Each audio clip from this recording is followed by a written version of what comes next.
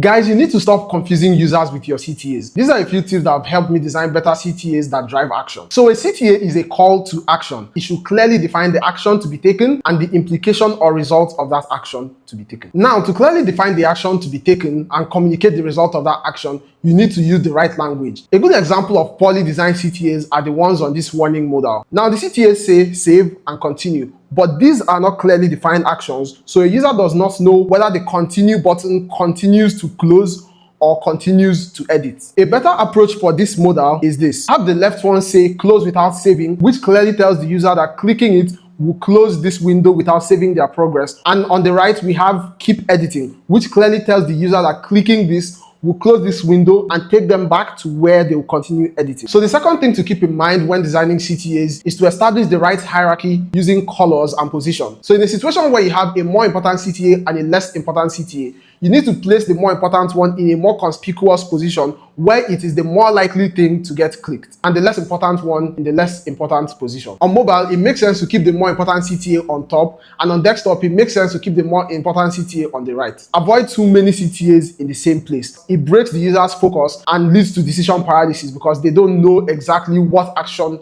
you want them to take or the implication of that action. Now you know.